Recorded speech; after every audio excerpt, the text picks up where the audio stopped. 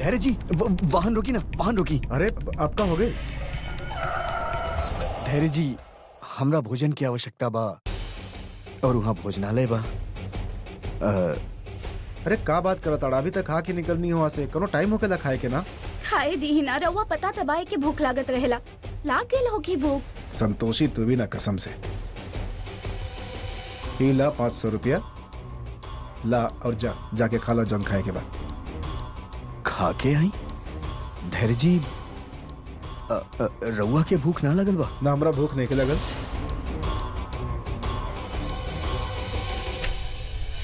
जा जल्दी खा के आवा फटाफट। जी।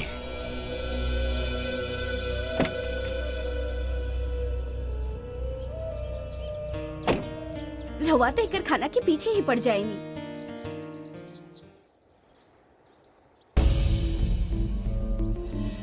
कहाँ बुलाई एकरा कि सरलता से एकर वध कर सकी।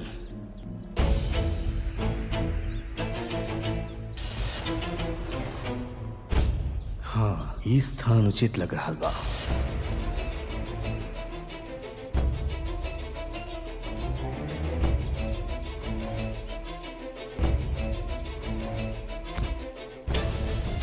युवराज,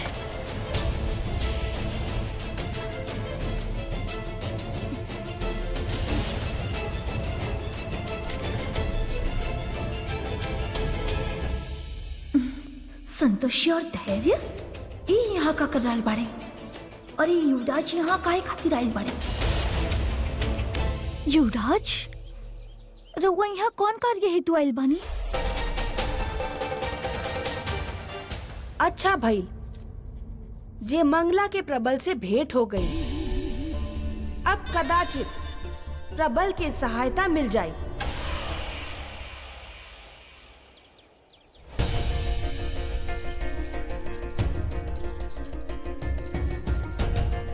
ई प्रबल ऐसन अनजान जगह पर केकरा से बात करत बा?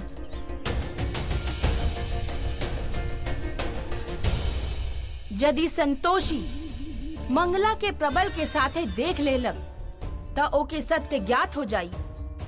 प्रबल के शीघ्र ही अपन कार्य संपन्न करे के होखी।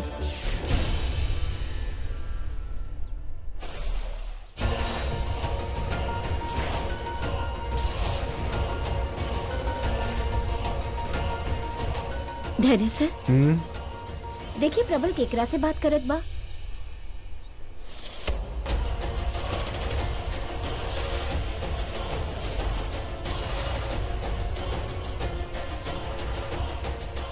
तू तो मंगला बाड़ी। उहे तो। प्रबल मंगला के जाने लगा। शीघ्र बताइए युवराज, रउआ यहाँ धरती लोक पर कौन उद्देश्य से आयल बानी? मंगला, हम अपन उद्देश्य रउआ के बाद में बताई। रउआ एक क्षण शीघ्र अतिशीघ्र यहाँ से प्रस्थान करिए। यदि धैर्य और संतोषी जी के शंका हो गई ना, तब बहुत गड़बड़ हो जाई। जाए यहाँ से। जी।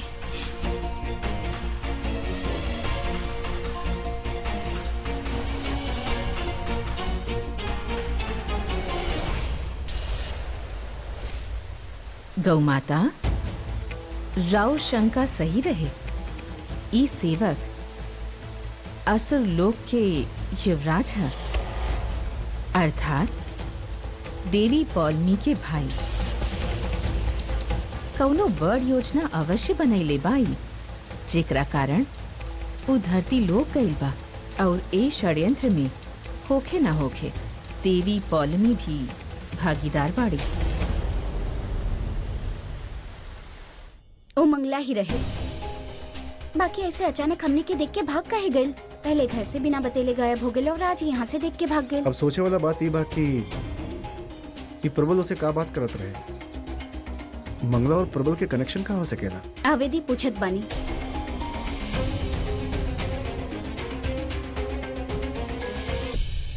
साहब रउआ कुछ लेब का?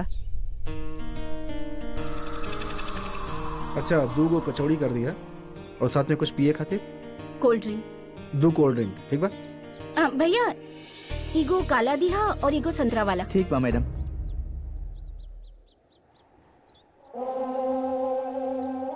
ई धैर्यता वाहन के बाहर निकले के नाम ही नहीं खेलेत। अब हम का करी?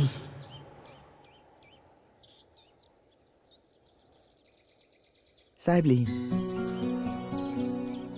ई लेही। आगे चला। धन्यवाद भैया।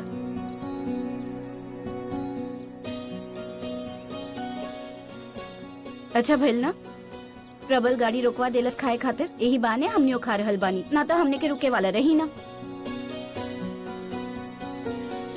देखी ना खाए खातिर गइल बा, लेकिन अब तक कुछ ऑर्डर नहीं के कइले। प्रबल, अरे इतना वक्त क्या लगा था? कुछ ले ला जल्दी। हाँ धैर्य जी, लेत बानी हम। हाथ धोवे जात रहनी। फटाफट खाला, जाए के बा हमनी के। ना, ई अवसर व्यर्थ ना जाए देव। हमरा कोनो भी तरह धैर्य के मारे की ही होगी।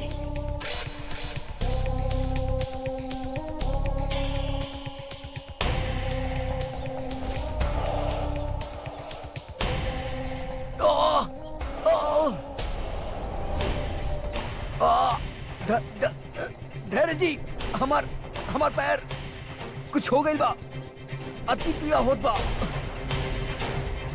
धैर्य जी, आई ना बाहर। धैर्य जी। हाय राम, लागत बा चोट लागे लोके। अब हमरा के जाए के पड़ी। आवा धैर्य, आपन मृत्यु के निकट आवा। अरे रे साहब, रहुआ अपन नाश्ता छोड़ के कहा आवत बानी? रहुआ अपन नाश्ता करें, उनके हम देखत बानी।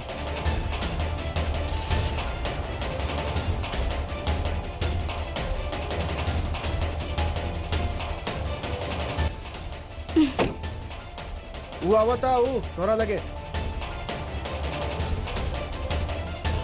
काबिल भाई साहब, रहुआ ठीक बानी? रहुआ के चोट तो नहीं खेला गल जादे? आई। यदि हम एकरा ना कह देनी तो एकरा हम पे शंका हो सकेला। हमरा ई वाहन में बैठे के ही पड़ी।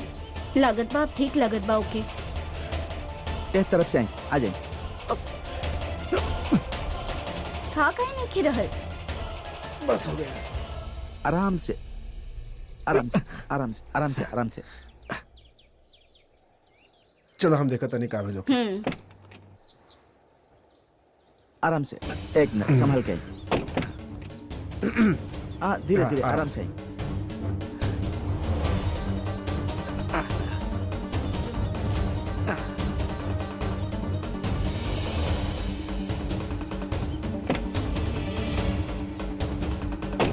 कहा प्रबल, 2 मिनट खातिर गईला, चोट लगा के आ गईला। कितना बिल भाई साहब? 170 रुपया साहब। इली चेंज रख ली है, थैंक यू। प्रबल, जी? तो मंगला से का बात करत रहा?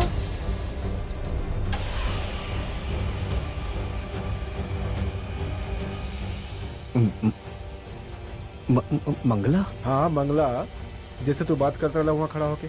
कैसे जानेला मंगला के तू? लागत भाई दोनों हमरा के मंगला से बात करत देख ले।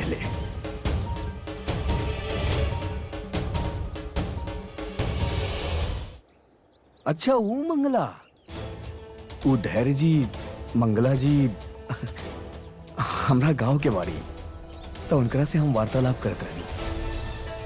तो हर गांव से सब लोग अजीब बड़े का। पता बा वो हमरा यहाँ काम करत रहे और अचानक बिना बतेले घर से निकल गई। आजो हमनी के देखलस त पता ना काहे भाग गई। अगर रुक जाई तो हम ओकरा बाकी के तनख्वाह तो दे देती। हाँ वो मंगला थोड़ा ना दिमाग से लगा था तोरा गांव में सब दिमाग से तनी तू का कम बड़ा। चली? हाँ जरूर।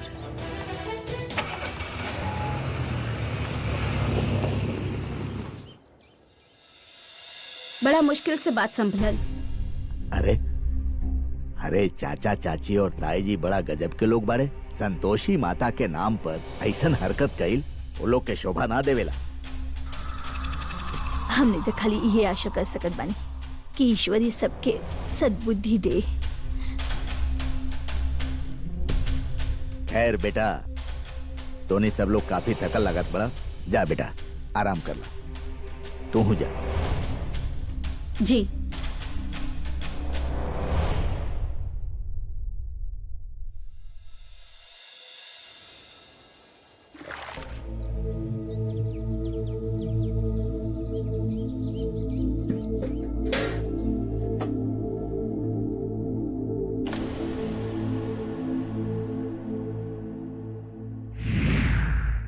प्रबल, धैर्य की मृत्यु में इतना विलंब ठीक नहीं खे। हाँ हम समझ सके नहीं, किंतु का करी। ई धैर्य के भाग्य बहुत अच्छा बा, हमार हर वार से बच रहल बाई। भाग्य कितना भी अच्छा काहे ना होखे, किंतु देवी पौलमी की योजना के सामने ओके झुके के ही होखी। तू शीघ्र अतिशीघ्र जा और संतोषी के पति के वध कर दा।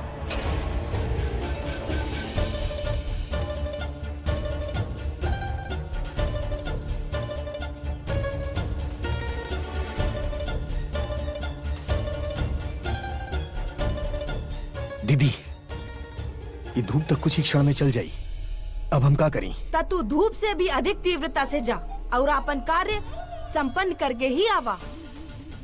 प्रबल, देवी संतोषी के तोहार धरती लोक पर होखे के भान हो गईल बा। इरुआ का कह रहल बानी? सत्य कह रहल बानी। एही से तू कोनो मूल्य पर आपन लक्ष्य के पूरा करके शीघ्र ही यहाँ वापस आ जा।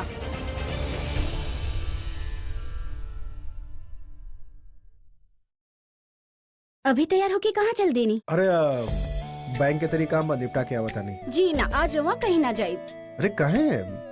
काहे कि 2-4 दिन से रवा काम काम और खाली काम करत बानी। आज रवा हमारे साथ रही ना। संतोषी हम समझ सकता नहीं बिल्कुल। और ये कह के रहल बा तू जोन हमेशा बिजी रहे लो, और वैसे आज इतना अचानक प्यार काहे आ रहल बा? काहे? हम प्यार नहीं की जता सकत। रहुआ प्यार बिल्कुल जता सके नहीं, हम कब मना के नहीं, लेकिन काम बहुत अर्जेंट बा, समझल करा प्लीज यार। ना एक काम करता नहीं, फटाफट जाता नहीं बैंक, काम खत्म करके वापस आवता नहीं, फिर जितना प्यार करता है, समझ जाता नहीं। अरे छोड़, सुनो तो। आज ना, आज ना।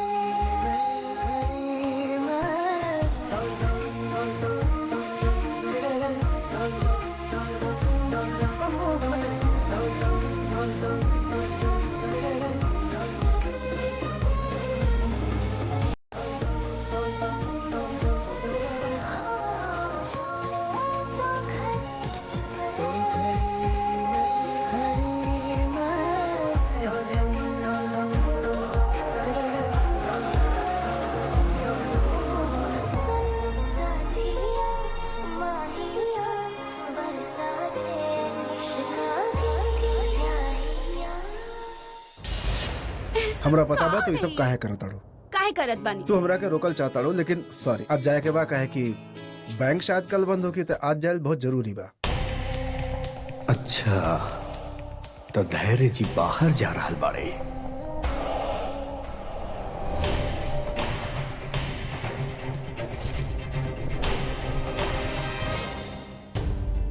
ई रउआ का कर रहल बानी देवी संतोषी? हम सत्य कह रहल बानी माते। देवर्षि के साथे जे कुछ भी भइल ओकर मूल सूत्र धरती लोक से जुड़ल बा। ओ कैसे? देवी पौलमी के योजना इहे रहल कि हमार ध्यान धरती लोक से हट जाए, काहे कि उहाँ ऊ आपन भाई प्रबल के हमार भक्त संतोषी और धैर्य के वध करे खातिर भेजले बाड़ी। देवी पौलमी देवलोक का धरतीलोक दोनों स्थान पर अपराध कर रहल बाड़ी। हमके लागत बा अपन भाई के धरती लोक पर भेजे के दंड में देवी पौलमी के बंदी बनवा लेल जाओ, किंतु एकरा खातिर हमनी के ब्रह्मदेव से बात करे के होगी। तो चली हमने अभी उनका से भेंट कइल जाओ।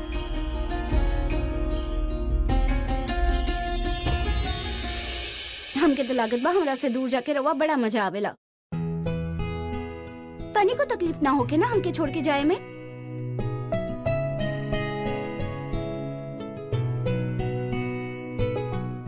तकलीफ होखेला, लेकिन ओहमे भी और तकलीफ में भी तू हमारा साथे होखेलो।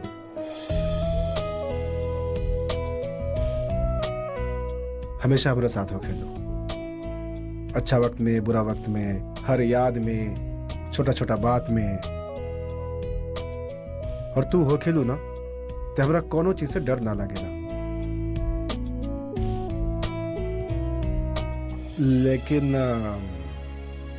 लेकिन का?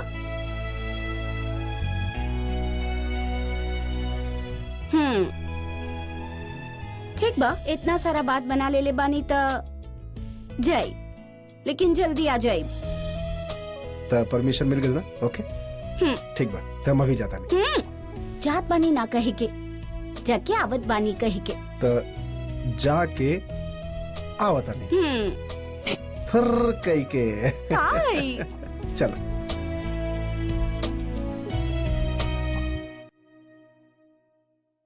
सूर्यास्त होखे वाला बा और हमरा पास समय बहुत कम बा। जैसे ही धैर्य घर से बाहर निकली, हमरा ओकर वध करे के होगी। भाई संतोषी जल्दी आ जाए।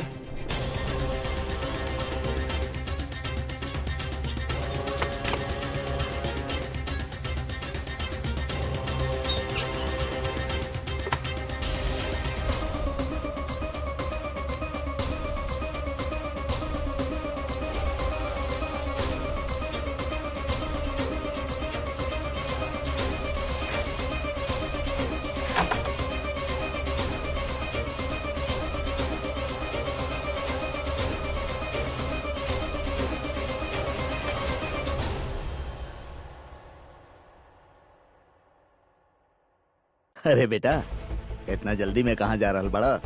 काका, हम धैर्य जी के ढूंढत रहनी, उनकरा से कुछ पूछे के रहे हमरा। अरे बेटा, धैर्य तो निकल गई, बाकी देखा शायद कहीं मिल जाए रास्ता में।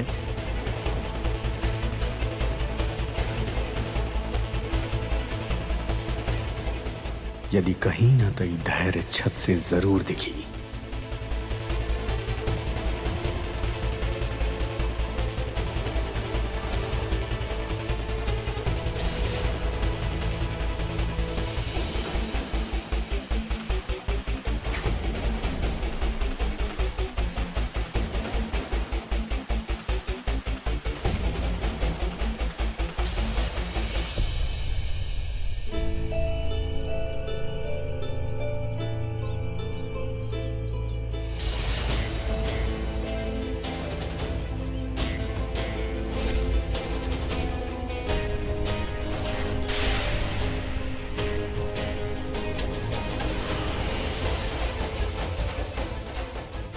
धैर्य बाहर आ चुकल बा और धूप भी।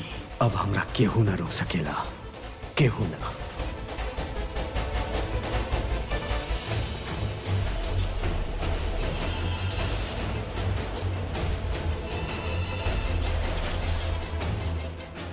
प्रबल, लक्ष्य तोरा समक्ष बा, ओकरा पर विजय प्राप्त करला।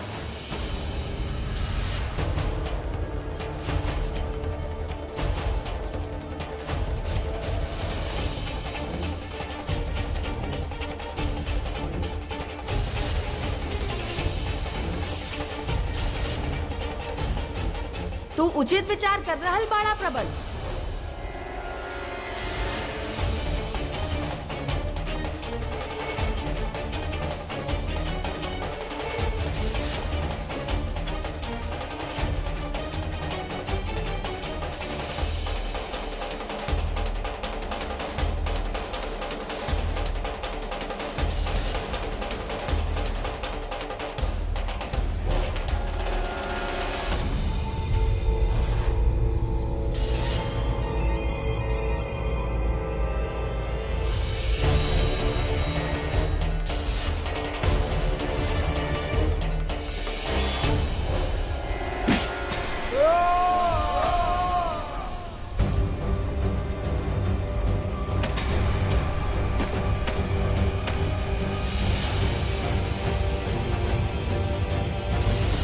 धैर्य सर।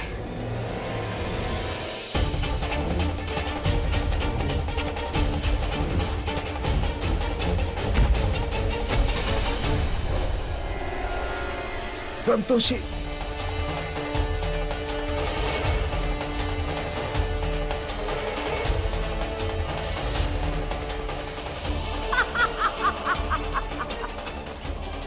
देवी संतोषी, अंततः हम विजय प्राप्त करिए लेनी।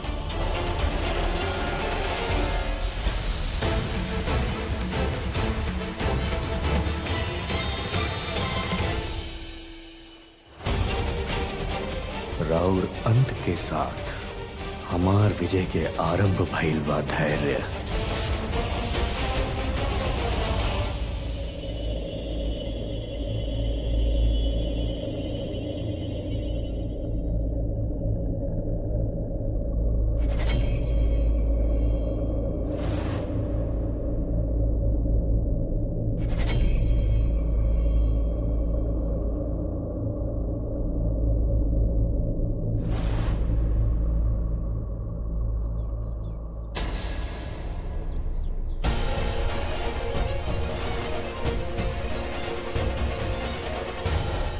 धैर्य सर।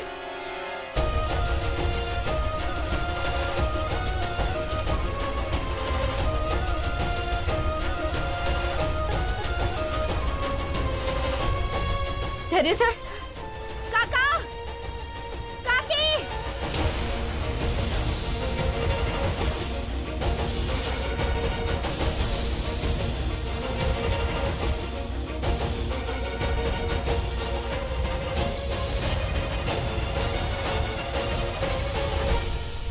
ये का हो गए? धैर्य सर। का भइले के? पता ना काका का भइल? का हो गए बा हमार बच्चा के? धैर्य सर। धैर्य बेटा,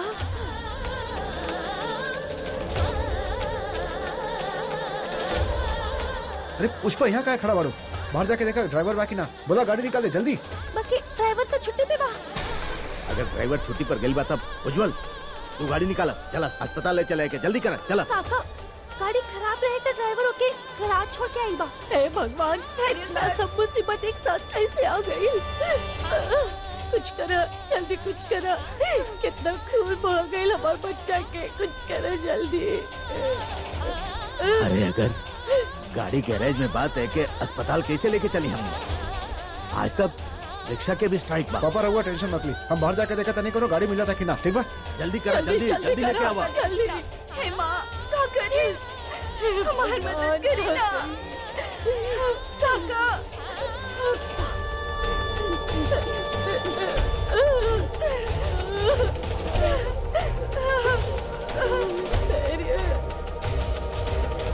अब समाप्त हो की देवी संतोषी के भक्तन के विश्वास, और खाली उनकर विश्वास ही ना, उनकर जीवन भी छिन्न भिन्न हो जाई।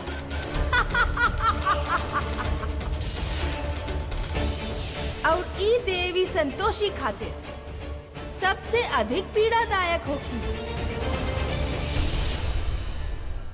हे भगवान, धैर्य सर। भगवान, धैर्य सर। ई धैर्य जी के का हो गइल?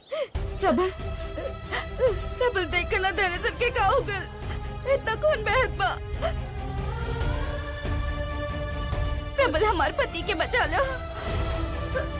एगो तू ही बाड़ा जे इनके अपन कांधा पर लेके अस्पताल जा सकेला। यहाँ पास में ही बा। हमारी मदद कर दो प्लीज।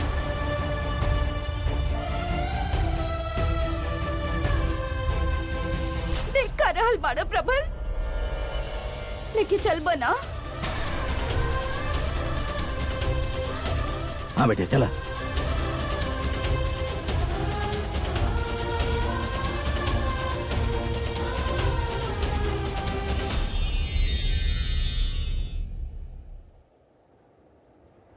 देवी पार्वती, हमने ब्रह्मदेव के पास प्रबल के अभियोग लेके जात रहनी, रवा बीच में ही हमने के काहे रोक देनी? काहे कि ब्रह्मदेव न्याय संगत और तर्क संगत बात के ही महत्व देवेले।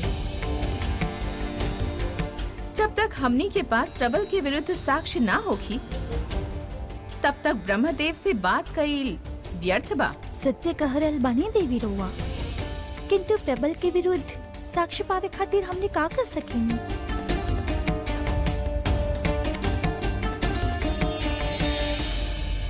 प्रणाम माते।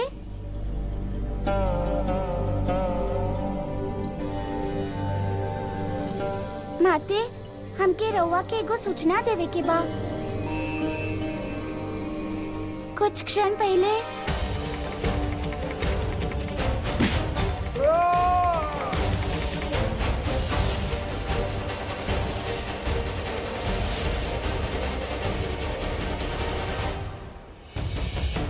एक बार हमारी मदद कर दे, जिंदगी भर तुम्हारे एहसान माना प्लीज।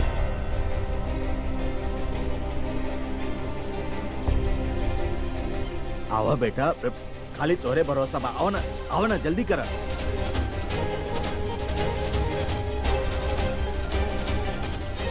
प्रबल सोचे के समय नहीं कि जल्दी करे ना।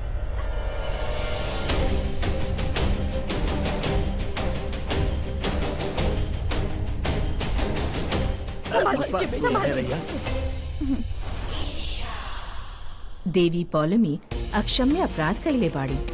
हमरा से प्रतिशोध लेवे खातिर देवी पौलमी हमार भक्तन के कष्ट पहुँचैले बाड़ी।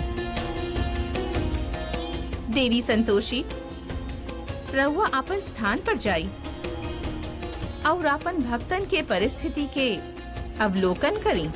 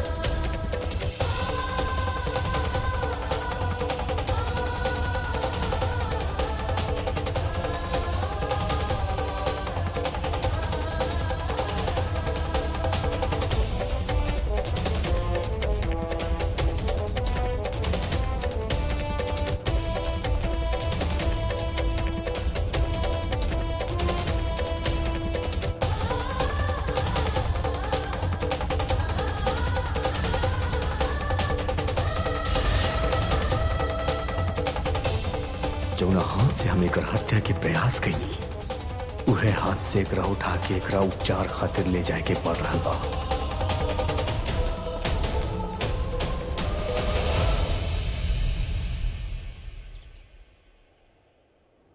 देवी, इतना विचार मत करी, कृपा करके रउआ प्रस्थान करी।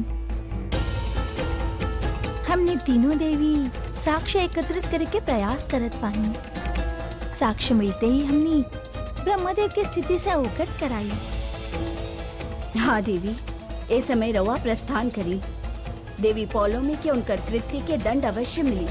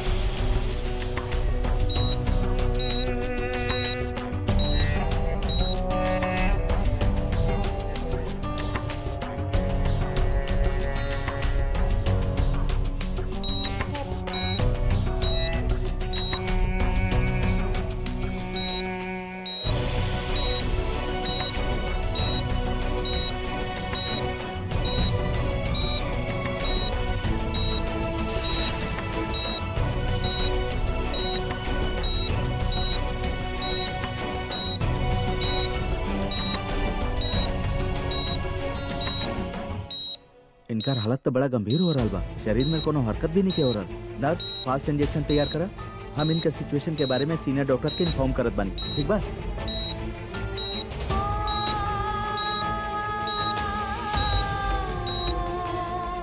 डॉक्टर साहब सब ठीक बा ना? मतलब कोनो खतरा वाला बात तो नहीं है ना? वो खून बहुते बह गइल रहल, थोड़ा डर लागत बा। डॉक्टर साहब, हमार बेटा के जिंदगी अब रउए हाथ में बा। डॉक्टर साहब राउर बहुत उपकार होगी, हमारे बच्चा के बचा ली। देखिए, हम अपना तरफ से पूरा कोशिश कर रहल बानी, बाकी सब भगवान के हाथ में बा। रउआ लोग प्रार्थना करत रहे। जहाँ भगवान है वहाँ हमार बहन पौलमी भी रहा। माफ करी, भगवान के हाथ में एक का मतलब? जी देखिए, हम अपना तरफ से जौन बन पड़ी वो करब। रउआ पेशेंस रखें।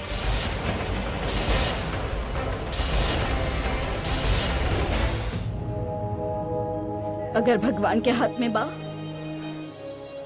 तो हम भगवान से अपन पति के जिंदगी के भीख मांगब।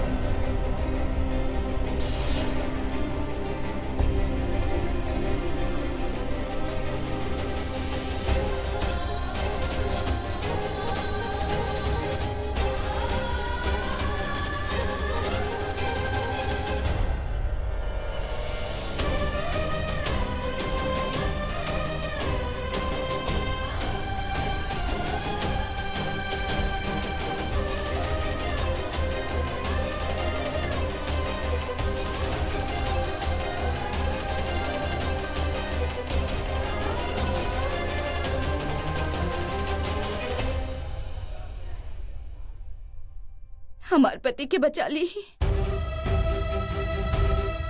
अगर उनके कुछ हो गए तो हम जी ना पाए।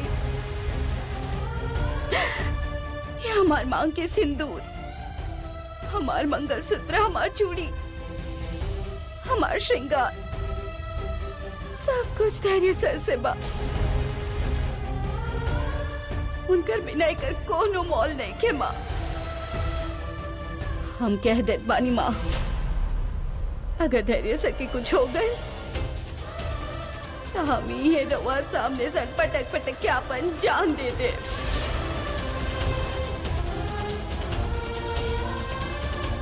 जान दे दे।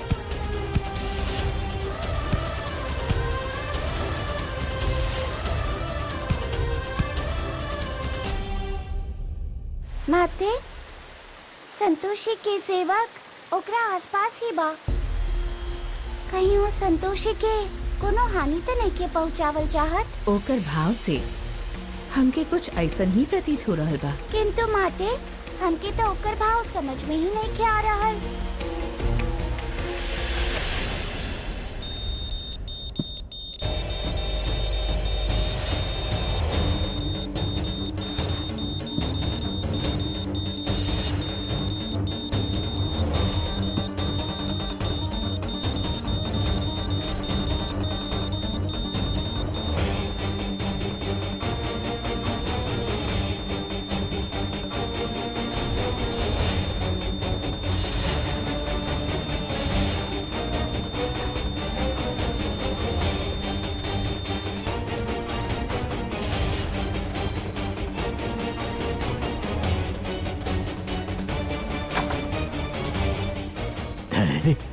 सर रहुआ कहाँ जा रहे अपन हैं? बेटा से बात करे के बा। रहुआ अंदर नहीं एक जा मिनट रुको। सकत। सर रुकी सर रहुआ नहीं जा सकत। डॉक्टर साहब, ये हमारे बेटा के काबिल बा। ये बोलत क्या नहीं है डॉक्टर साहब?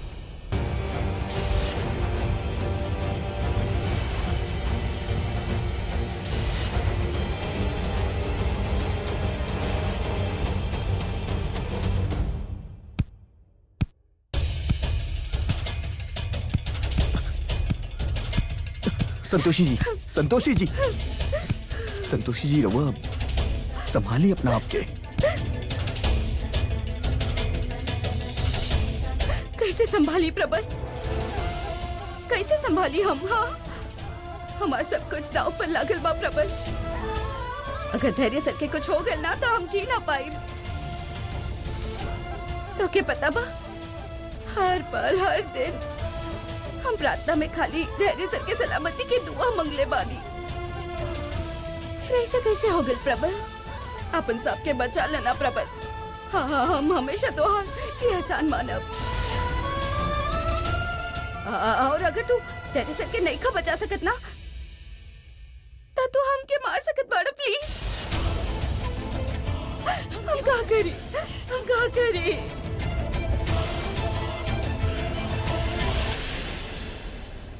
कहीं प्रबल पर संतोषी के पीड़ा के प्रभाव ना होखे लागे। प्रबल, तू शीघ्र अतिशीघ्र ओ स्थान से हटा।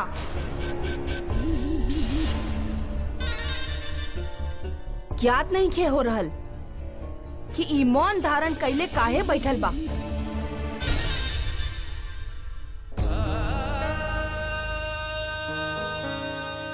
धैर्य, अरे धैर्य बेटा, धैर्य बेटा, धैर्य,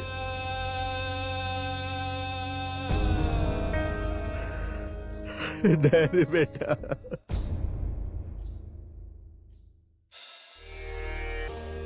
माँ भले ही रवा हमार जान ले ली लेकिन हमारे पति के बचा ली ही।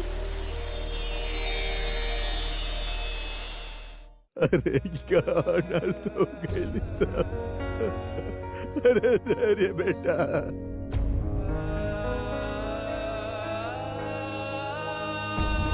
धैर्य बेटा, धैर्य बेटा, क्या हो गई।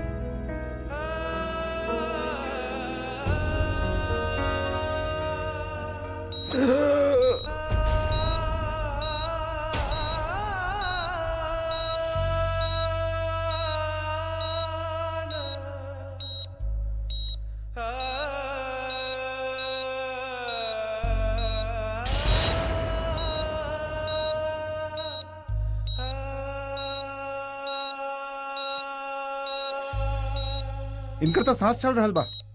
नर्स, ऑक्सीजन मास्क लगावा जल्दी।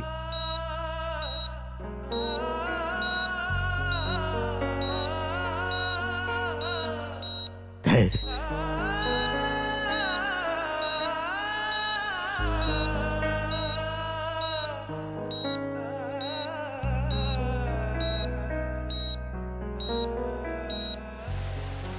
गौ माता देखी आशा के किरण। ज्ञात नहीं खे हो रहल देवी संतोषी के भक्त के सांस अभी तक कैसे चल रहल बा। प्रबल, धैर्य अभी तक जीवित बा। जाके ओके समाप्त कर दा, अन्यथा हमार सब प्रयास व्यर्थ हो जाई। जा। संतोषी जी, धैर्य जी की सांस चले लगल बा।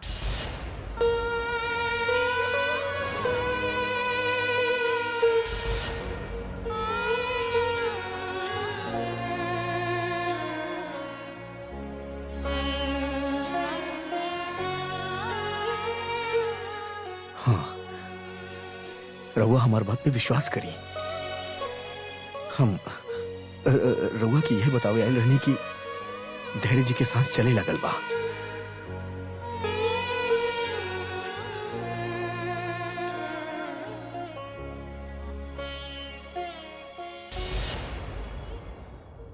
प्रबल ए प्रकार के समय पहले कब्बो देखले नहीं थे।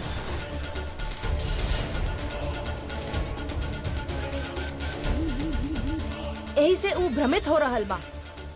हमके शीघ्र अतिशीघ्र संतोषी के ओ से दूर करे के होखी, तबे हमार लक्ष्य पूरा होखी।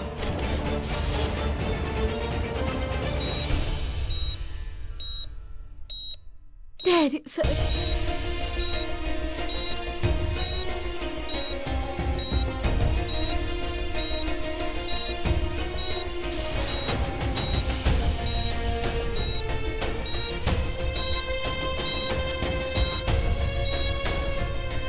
विद्या जी, अगर हमनी के धैर्य के कुछ हो गई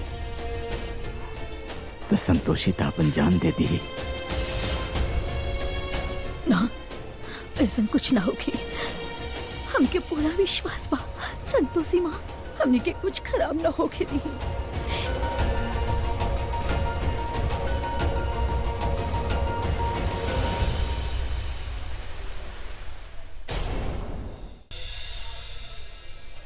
कैसन बाड़े हमार पति? ठीक बाड़े? पेशेंट के ब्लड चढ़ावे के पड़ी, ऐसे रउआ जितना जल्दी हो सके ब्लड के इंतजाम कर ली। हाँ तो हम बानी ना, रवा हमार शरीर से एक एक बूंद ले ली, लेकिन हमार पति के ठीक कर दी। लेकिन मैम राउर ब्लड ग्रुप मैच भी तो होके के चाहिए। रउआ सबे हमारा साथी आई, हम रउआ लोग के ब्लड टेस्ट कर लेत बानी। हाँ चले चले जल्दी जल्दी प्रबल, जल्दी। तुम हाँ, यहाँ ठीक है, धैर्य सर के ठीक है। पास रही, कहीं जाइए मत, हम आवत बानी। चलिए। संतोषी जी के भीतर धैर्य के आत्मा बसेला। यदि धैर्य के कुछ हो गई तो संतोषी जी अवश्य स्वयं के हानि पहुंचा ली है। प्रबल, ये अति उत्तम अवसर बा। तू अभी ओ कक्ष के भीतर जा और जौन यंत्र से धैर्य के सांस चल रहल बा, ओही यंत्र से ओकर जीवन लीला समाप्त कर दा।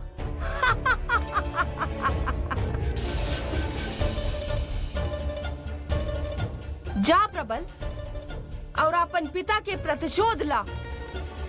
यदि तू हमार कार्य अधूरा छोड़ देला त स्मरण रहे, हम तोहके ना छोड़ब।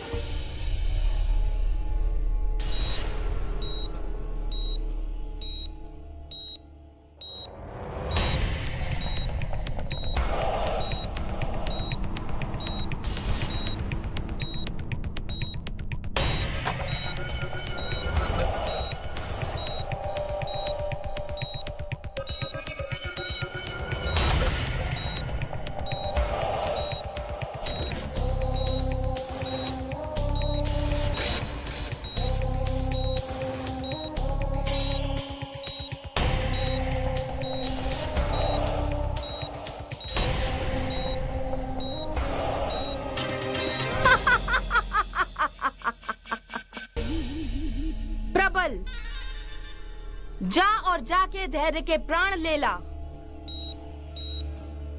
किंतु बहन पालुमी, इस समय तो इनकर परछाई नहीं दिखत, तो इनकर प्राण कैसे ले ली हम? मूर्ख, परछाई नहीं के दिख रहल तक का भई, किंतु बाहर सूर्य के तेज अनुकूल समय बता रहल बा। धैर्य इस समय जौन अवस्था में बा, उ अवस्था में यदि ओकर प्राण लेल जाए तब वो ओकर आत्मा के शांति ना मिली। जी, जौन यंत्र ओकर मुख पर लागल बा, उहे ओके जीवन दे रहल बा। नष्ट कर दा ओके।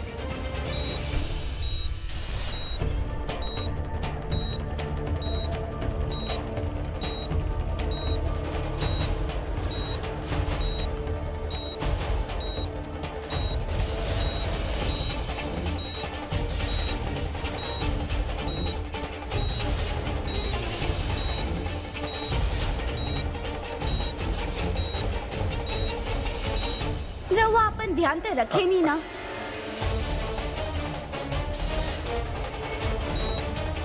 आज तोहार इतना स्ट्रॉन्ग, इतना बोल्ड अवतार देखकर हम सरप्राइज्ड हो गए। नहीं, आई एम वेरी लकी कि हमके तोहरा जैसन पत्नी मिल ली।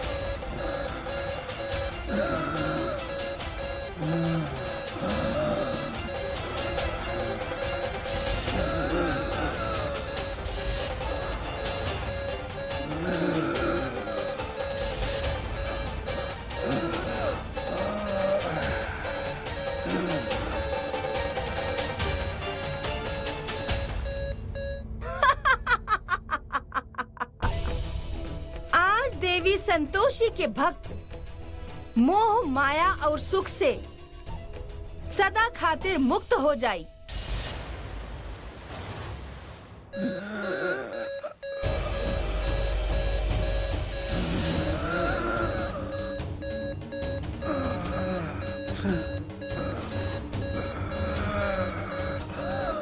अगर धैर्य सर के कुछ हो गया ना तो हम जी ना पाए। अपन साहिब के बचा ले प्रबल। हम हमेशा तोहारी एहसान मानब।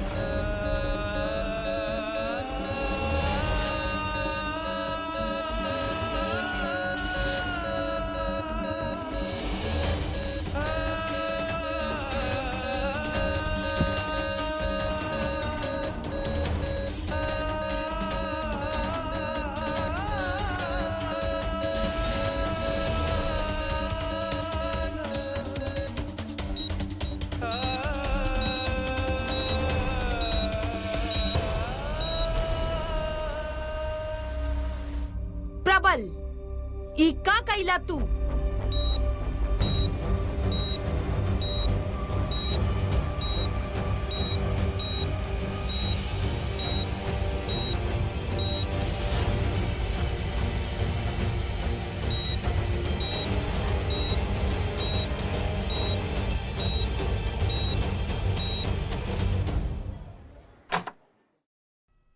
एक्सक्यूज मी,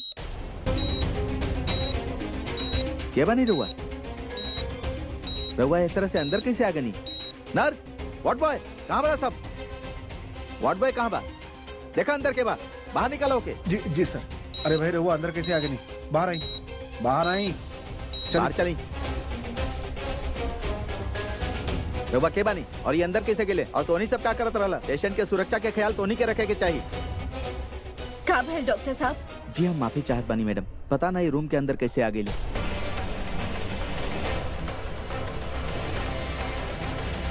ई कोनो अनजान ना है डॉक्टर साहब। हमनी के घरे काम करेला।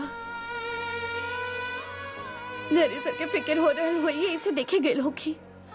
ठीक बा मैडम, कोनो बात नहीं है। बाकी हम रउआ के बतावल चाहत बानी कि राउर अगर कोनो भी फैमिली मेंबर अंदर जाइल चाहे तो रउआ पहले परमिशन ले ले। जी आगे से ध्यान रखब।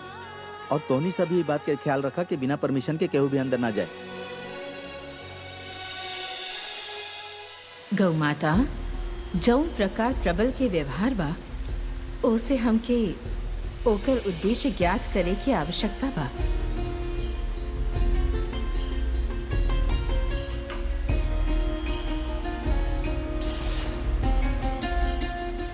गौ माता, हमके ओकर आभा ज्ञात नइखे हो रहल। कदाचित उ साधारण मनुष्य नइखे, यही से ऐसन हो रहल बा। किंतु माते, ऐसन भी तो हो सकेला कि चिकित्सक के आवे से वो धैर्य के प्राण के बचैले होखे। कई बेर हमनी के दृष्टि जे देखेला उ सत्य ना होखे। याद नहीं के हो रहल कि प्राण लेत लेत अकस्मात प्रबल धैर्य के बचा काहे लेलस। कहीं ऐसन त ना कि प्रबल के वैद्य के आवे के भान हो गई रहे, और यदि वैद्य के ज्ञात हो भी जाए तब प्रबल के का हानि होखित। ज्ञात नहीं के हो रहल कि प्रबल धैर्य के काहे बचाइलस। माते, अभी तक चिकित्सक के आवे से संतोषी के पति की रक्षा हो गई, किंतु सदैव ऐसा ना होखी। रउआ व्याकुल मत होखी गौ माता, हम कौनो उपाय करत बानी। दादी, समय कितना जल्दी निकल जाला ना। संतोषी दीदी की शादी के कितना समय हो गए, पता ही ना चलल। तू एकदम ठीक कह रहल बाड़ू बेटी। ठहर ठहर ठहर, ई फोटो निकाल। हमके ये फोटो चाहत रहे।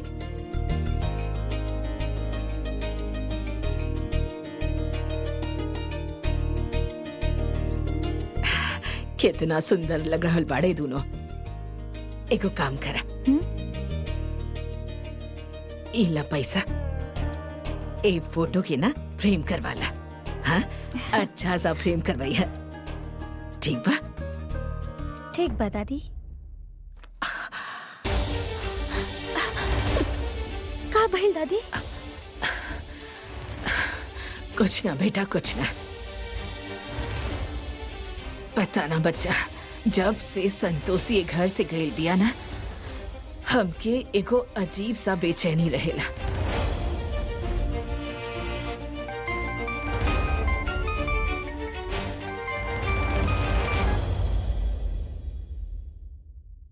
हेलो,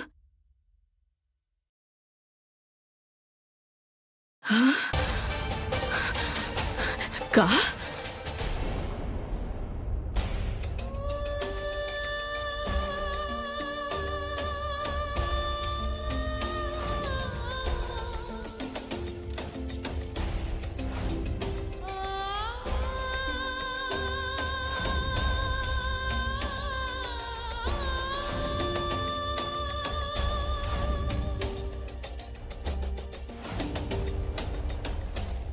आज से तोरा के इतना प्यार करब कि भूल जेबू कि कभी गलती रहल हमार। रवा हमके छोड़ त ना दे। हम तोरा के कबो ना छोड़ब, समझ लो। उहे रखल बा डेस्क।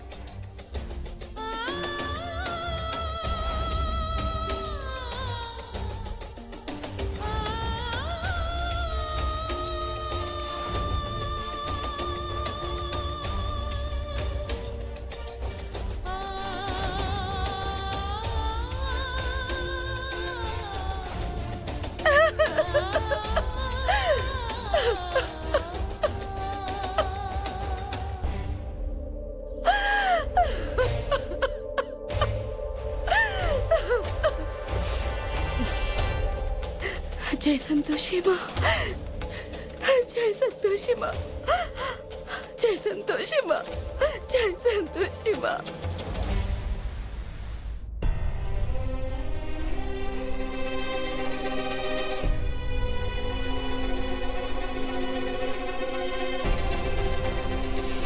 जय संतोषी।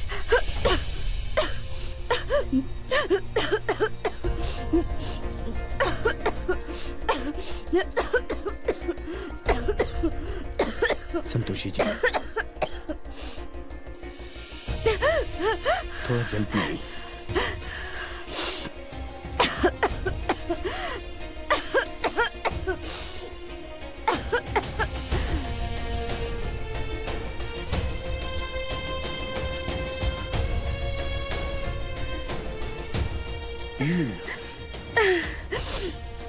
संतोषी बेटा, बेटी कम से कम पानी तो पीला।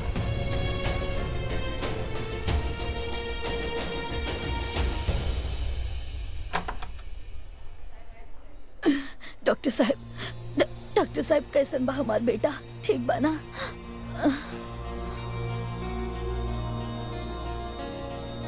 डॉक्टर साहब, कैसन बाड़े हमारे पति? अब ठीक बाड़े ना? देखिए, केस बहुत ही क्रिटिकल बा।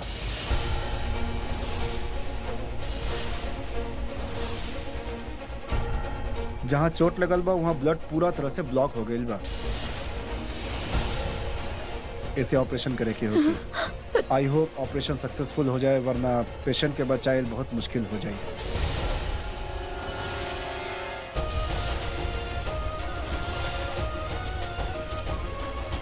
फिलहाल तो ऑपरेशन ही एकमात्र उपाय बा। चेक करे के बा करी, लेकिन हमारे पति के ठीक करे के होके रहुआ।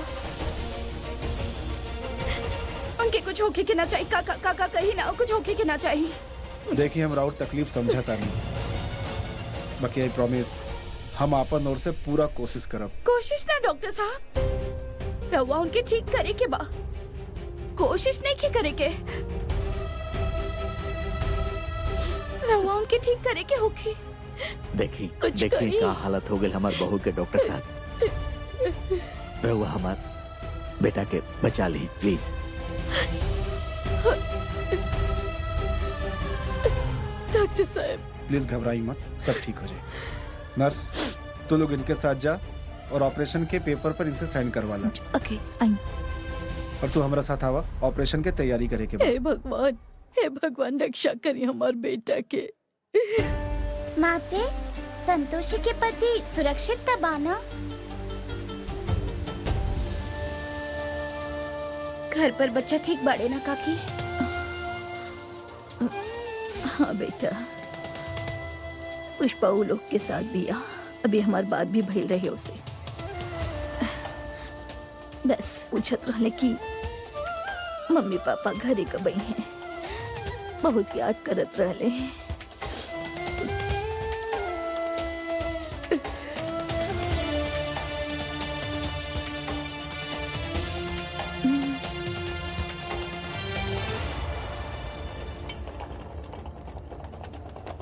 धैर्य धैर्य से धैर्य से धैर्य से कुछ ना होके रहुआ, हम कुछ ना होके देव रहुआ के।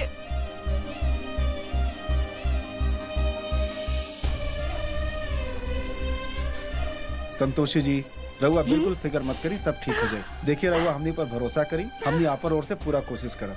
चला चलिए साइड दी।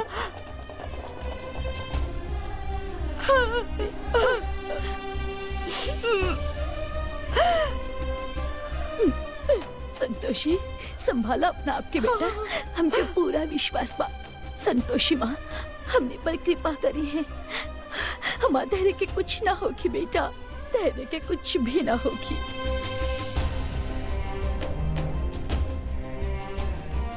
देखा बेटी, जौना तकलीफ में अब हमार धैर्य बा, ओकरा खातिर हमने के बेटी सिर्फ भगवान से प्रार्थना करे के चाहिए और कुछ ना। बेटी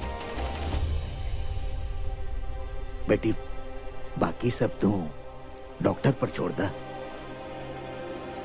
हमके आशा बा कि वो धैर्य के कुछ ना होके दिए। हमके कुछ समझ में नहीं आ रहा कि हम ऐसा का करी कि धैर्य से ठीक हो जाए, लेकिन हम इतना जानत बानी माँ, हमार प्रार्थना रहुआ जरूर स्वीकार करा।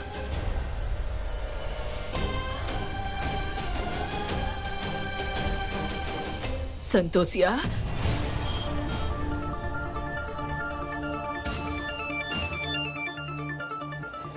दादी दादी दादी देखिए ना, धैर्य सर के का हो गए। घबरा मत बेटा, सब ठीक हो जाए। संतोषी माँ बाड़ी ना हमनी के साथ है।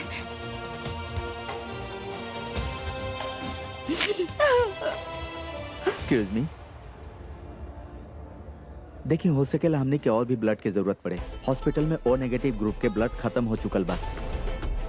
देखिए रउआ लोग भी ब्लड के अरेंजमेंट करे के कोशिश करी, हम भी दूसर हॉस्पिटल में पता करत बानी। जी जी जी, हम अभी यही वक्त ब्लड के इंतजाम करवात बानी। ठीक बा।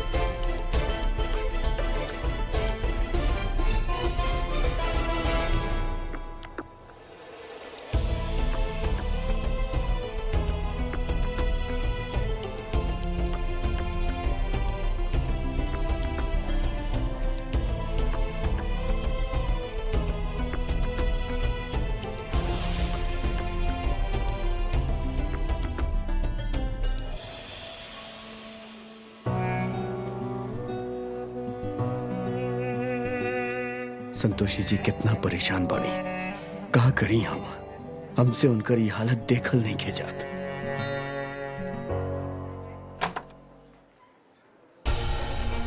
डॉक्टर साहब कैसे बाड़े धैर्य सर, ठीक बाड़े ना? कांग्रेचुलेशंस, ऑपरेशन सक्सेसफुल भइल। हे माँ,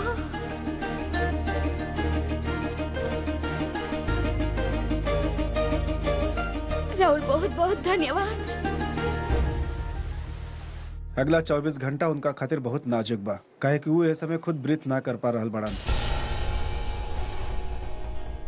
ऐसे उनकर होश महल बहुत जरूरी बा, ना तो सिचुएशन बहुत बिगड़ सकेला। हमारे ऊपर माँ के आशीर्वाद बा डॉक्टर साहब, हमारे पति की कुछ ना होगी, रवा बस उनकर ख्याल रखब। जी, एक्सक्यूज मी। संतोषी अब चलो बेटा, थोड़ी देर आराम करिए।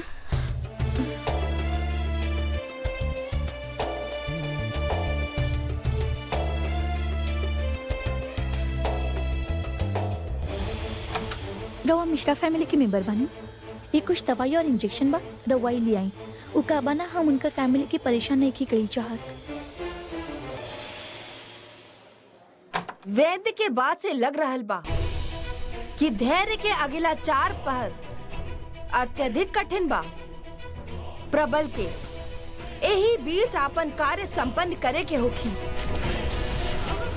सर ये लीजिए।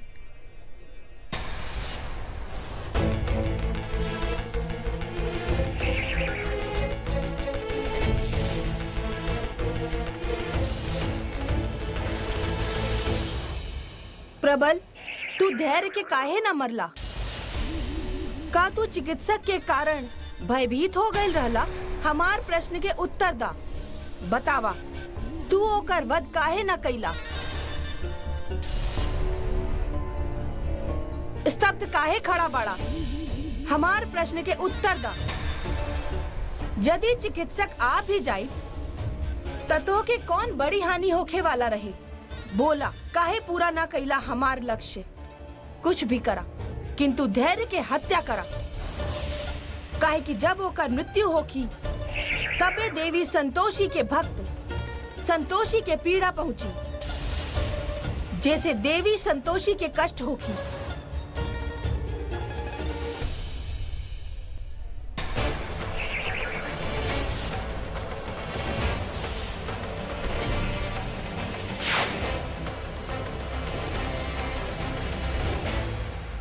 प्रबल, तू हमार भ्राताश्री हवा और हमरा खातिर इतना भी नहीं खा कर सकत। तू अपन कर्तव्य से पीछे कैसे हट सकेला?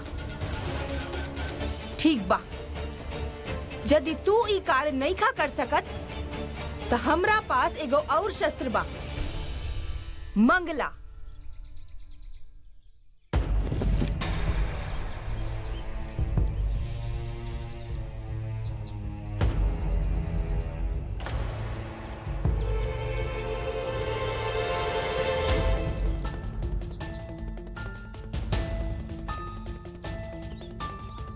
देवी पौलमी, मंगला, तो के हमरा खातिर एगो अति आवश्यक कार्य करे के बा और हम तो के बताई वो कार्य तू कैसे पूरा कर सकत बाड़ू। जी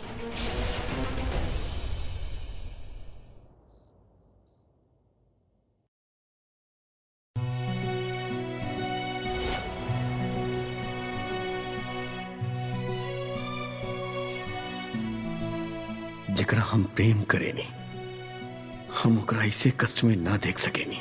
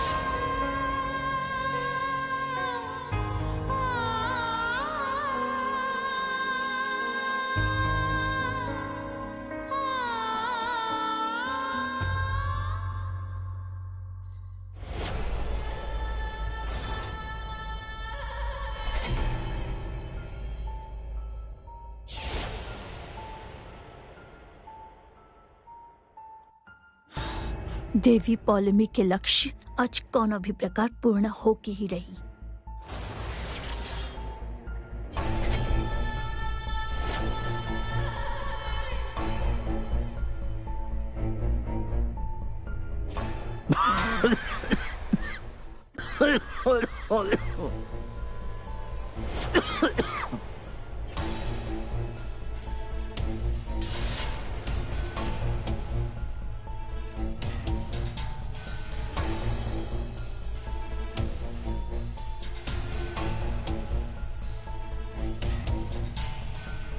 सुनो यार, हम का कहता नहीं, हमारा ड्यूटी अभी लगल बा, तो एक राउंड हम धैर्य मिश्रा के रूम में लगा के आवता नहीं। ठीक बा, चलो। हाँ,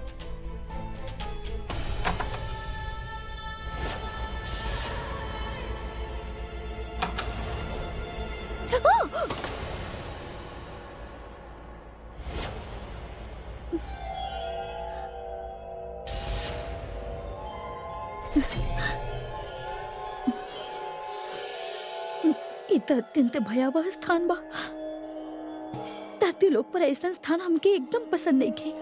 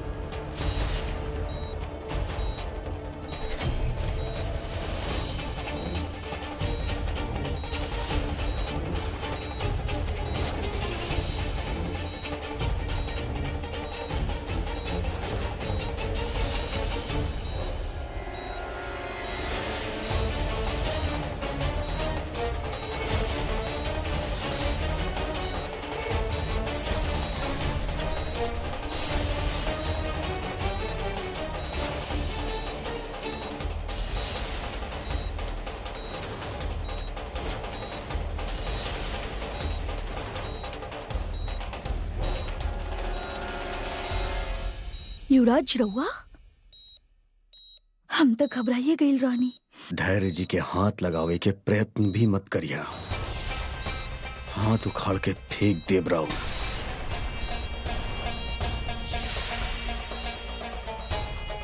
अगर धैर्य सर के कुछ हो गया ना तो हम जी ना पाई। स्मरण रहे मंगला, जब तक हम बानी धैर्य जी के केहू तनिक भी क्षति ना पहुंचा सकेला।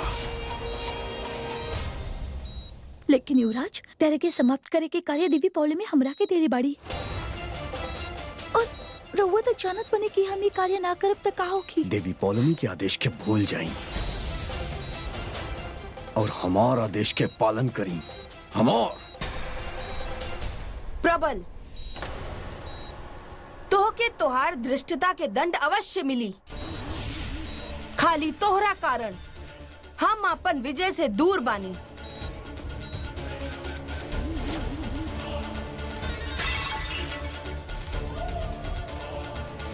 मंगला, आगे बढ़ा। भूला जा तोरा समक्ष असुर लोक के युवराज बा। मंगला, सुन रहल बानी ने रउआ देवी पौलमी के स्मर, यदि हम उनकर कार्य समाप्त ना करनी तो वो हमके समाप्त कर दी। भूला जा तोरा समक्ष असुर लोक के युवराज बा। मंगला, आगे बढ़ा। भूला जा तोरा समक्ष असुर लोक।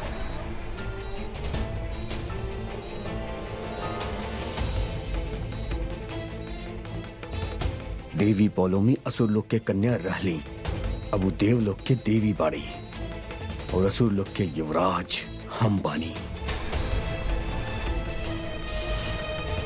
और युवराज की आज्ञा के उल्लंघन करे के परिणाम रउआ जाने नी ना। जाई, शीघ्र अतिशीघ्र यहाँ से चल जाई, अन्यथा राज्य आज्ञा के उल्लंघन करे के दंड मृत्यु से भी भयानक होखेला।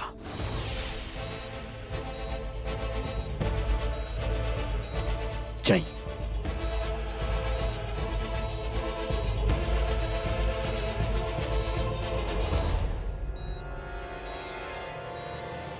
हमार संदेह सही रहल गौ माता। ई कौनो साधारण मनुष्य ना हा, अपितु देवी पौलमी द्वारा भेजल गईल असुर लोक के युवराज हा। एके देवी पौलमी आपन स्वार्थ सिद्ध करे खातिर धरती लोक भेजले बाड़ी। किंतु माते, अगर वो असुर लोग के हाथों वो संतोषी के पति के प्राण की रक्षा काहे कैलस? अनुराग के कारण। माते, आज तो अनुराग इतना प्रभाव देखा देलस, किंतु सदैव ऐसन होखे ये आवश्यक नहीं खे। माते, हम कैसन लागत बाकी देवी पौलमी अपन भ्राता श्री पर दबाव अवश्य बनाई है। गौ माता, ईर्ष्या अनुराग के भेद ना सके। प्रबल के धैर्य से लगाव बा, काहे कि ऊ संतोषी के पीड़ा देख नहीं खे सकत। एही से ऊ ई दोनों के हानि ना पहुंचाई।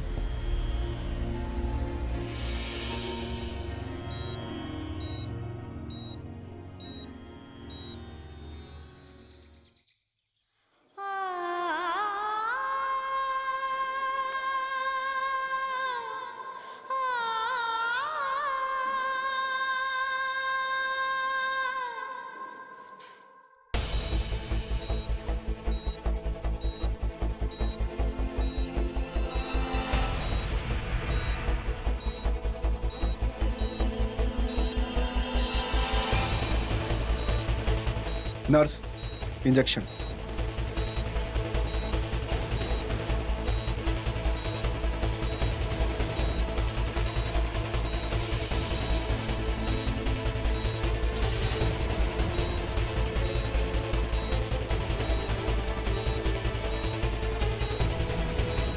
नर्स, वैसे तो ये अभी खतरा से बाहर बाड़न, लेकिन फिर भी कुछ घंटा तक इनके ऑब्जर्वेशन में रखे के पड़ी।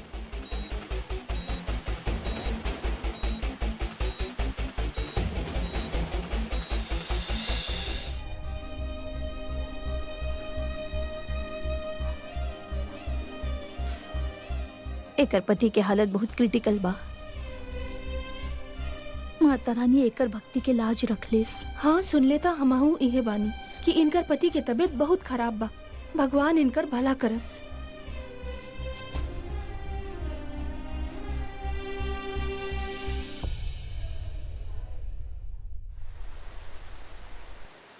देखी गौ माता, प्रबल के हाव भाव से संतोषी के प्रति ओकर भावना कौना प्रकार स्पष्ट प्रकट हो रहल बा।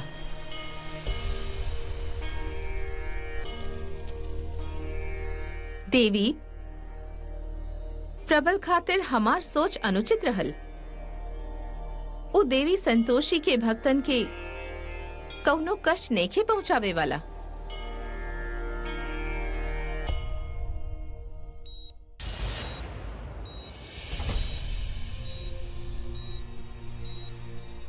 इनकर पल्स रेट तक गिर रहल बा। अब तो भगवान ही बचा सकेले इनकरा के।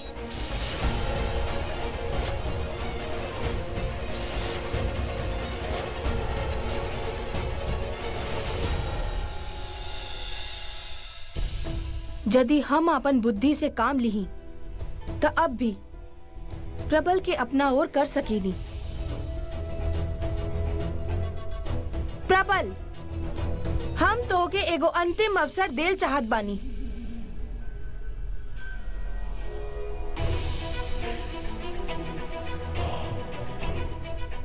जा प्रबल, और जाके धैर्य के समाप्त कर दा।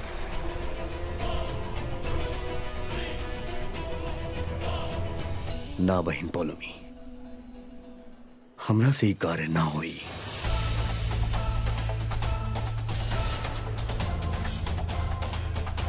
और रउआ खातिर भी उचित यह होगी कि रउआ हमरा से संपर्क साधे के प्रयत्न ना करी।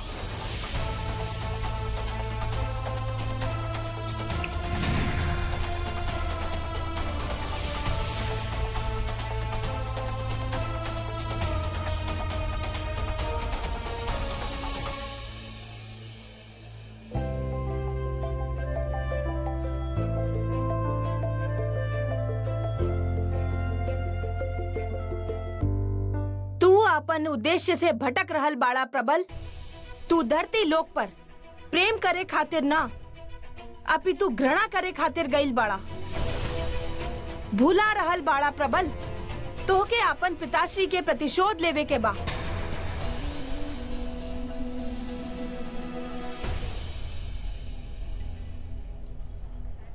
ना बहन, हमरा से ना होगी। हम असुर लोग वापस लौटतानी। प्रतिशोध के ज्वाला के प्रेम समाप्त कर देले बा। हमरा संतोषी जी से प्रेम हो गई बा, और अब हम इनकरा या इनकर संसार के हानि ना पहुंचा सकेली कदापि ना।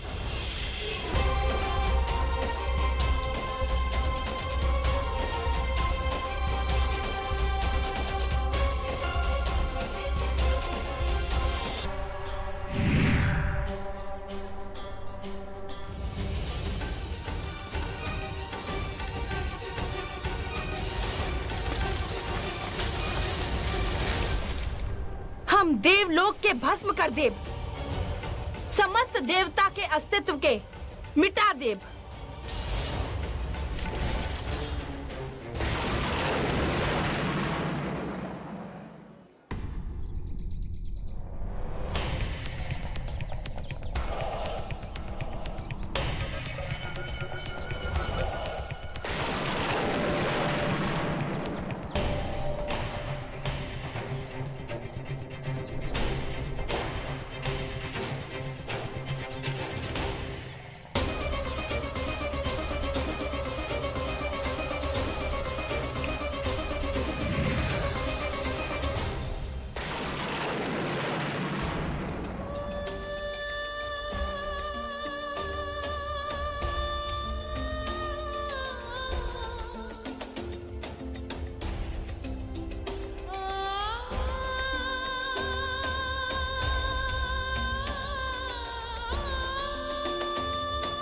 माँ, ये कुमकुम राउर आशीर्वाद समझ के ले जात बानी। हम जानत बानी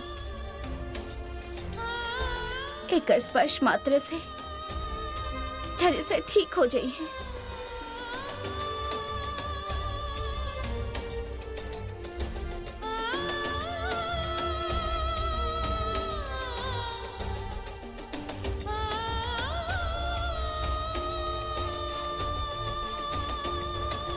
प्रबल कहाँ चल गई?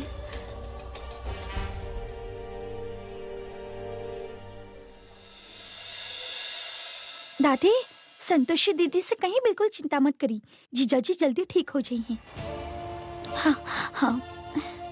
हाय दया शर्मीली बहू, जमाई बाबू के तबीयत अब कैसन बा?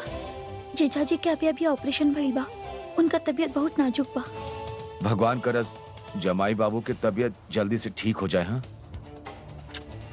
तबीयत नाजुक हो कहीं के बा। संतोष ये पाप जी कैले बिया, देख ले तू सब। हाँ? अरे हम वो दिन कहत रहे कि मुद्दे के हाथ मत लगावा, मत लगावा। सबे के सामने झूठ साबित कैले रहले ना हमके, देख लो। हाय दया दीदी, तो के तनी को शर्म ना आवे? उहाँ जमाई बाबू आपन जिंदगी से जूझ रहल बाड़े और तू बाड़ू की सच और झूठ के फैसला करे बैठल बाड़ू। हाँ माधुरी ठीक करल बाड़ी। झूठा भक्ति के नाटक त तू रचले रहलू। हाँ, तो ओकर दोस्त संतोषिया के सर पे काहे मरल बाड़ू? ताई जी, लालच के बिना हद हो खेला। वो तो माँ के ममता रहल के रवा कोनो दंड ना मिलल। जहाँ तक बात संतोषी दीदी के बा, तो ये सब किस्मत के खेल बा और किस्मत से के बात सकेला। हाँ। संतोषी दीदी के भक्ति में कोनो खोट नहीं खे और ना कबो होखी।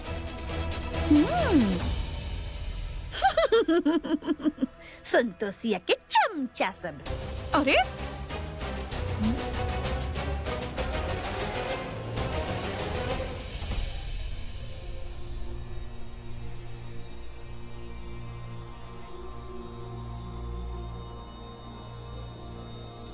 संतोषी कहाँ बिया?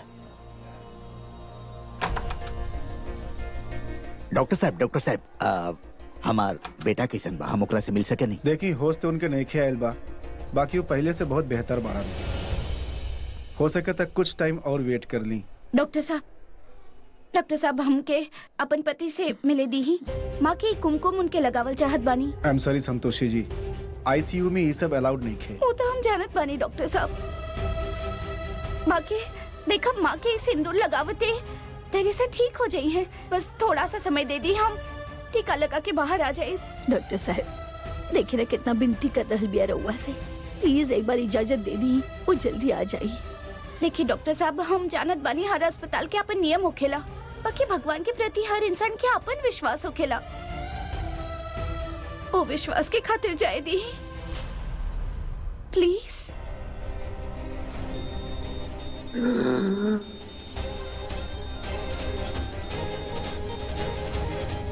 संतोषी जी, ईश्वर के तो हम भी मानीला, यही से हम रउआ के भेजा था नहीं। बाकी एक बात के ध्यान रखा कि पेशेंट के ज्यादा डिस्टर्ब ना करब।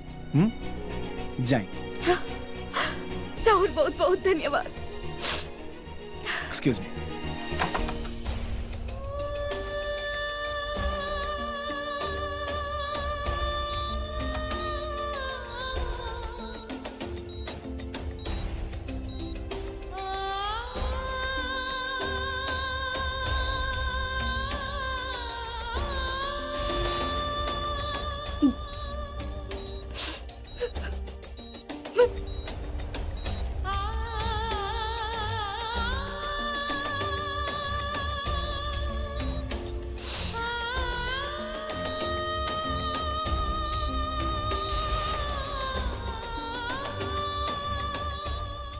हे माँ, अपन कृपा दिखाई,